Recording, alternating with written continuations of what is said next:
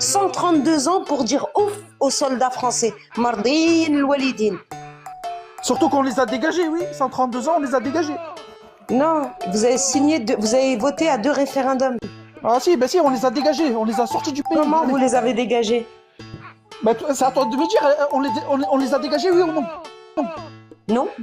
C'est sûr, un Marocain, il va dire non. Bah non, c'est pas sûr, c'est l'histoire. Mais moi, je suis en train de te dire qu'on les a dégagés.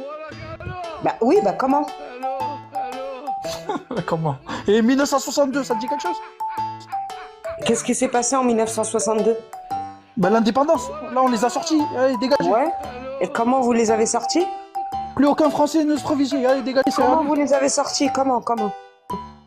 Bah, grâce à nos 1 million de chouhada. D'accord. Il y avait combien de soldats français qui sont morts? Ah, je sais pas, peut-être on en a tué 100 000 ou 200 000, je sais pas. Même pas, il y en avait 22 000, mais admettons qu'il y en a même 200, même 300 000. Quand d'un côté, tu as 1,5 million de morts et de l'autre côté, il y a 300 000, qui a gagné? Ouais, mais au final, on a eu... Je sais pas, tu ramènes les gars de ton quartier, je ramène les gars de mon quartier. Chez vous, on fait 50 blessés, chez moi, vous en faites 10. Qui a gagné la bagarre? Oui, je suis avec toi, c'est les 50.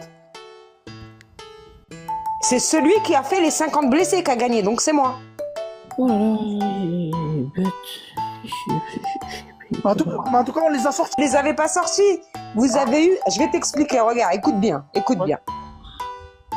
Avant que l'Algérie, elle obtienne, et c'est pas son indépendance, c'est son autodétermination, De Gaulle, il a dit à la télé, d'accord, et on peut vous le retrouver, on peut tout montrer. Il a dit à la télé, je veux sortir de l'Algérie. Mais il a dit, je veux garantir 2 choses. D'une part, la mainmise sur les sous-sols, c'est-à-dire les hydrocarbures, et tout ce que nous avons découvert et que nous découvririons. Il l'a dit comme ça dans son... Vous l'avez cet audio en tête, je suis sûre. Tout ce que nous avons découvert et que nous découvririons. Ça, c'est la première chose. La deuxième, il voulait continuer à faire des essais nucléaires. Le premier essai nucléaire avait eu lieu en 1960 et c'était pas suffisant. Il voulait continuer. D'ailleurs, parenthèse, ces essais nucléaires, ils ont permis notamment à Israël d'avoir l'arme nucléaire. Ensuite, il y a eu des rébellions. C'est des rébellions. C'est pas une guerre, c'est des rébellions. Et ces rébellions, c'était purement du terrorisme. Je vais t'expliquer pourquoi. Quand il y a une guerre, c'est comme les Marocains. Les Marocains, tu as les hommes marocains, ils ont pris des fusils et ils ont été défoncer l'armée française et d'autres armées, portugaises, espagnoles, ottomanes, etc. Quand c'est du terrorisme, c'est vous qui avez pris des couteaux et qui êtes allés égorger des femmes et des enfants parmi les Algériens, les pieds noirs, les civils. Donc déjà, vous, c'était pas une guerre, c'était des attentats terroristes, y compris sur le sol français. Ça, c'est la première chose. Là, De Gaulle, il a dit, on va négocier. On fait un référendum. Et suite au référendum, vous aurez l'indépendance, l'autodétermination en l'occurrence.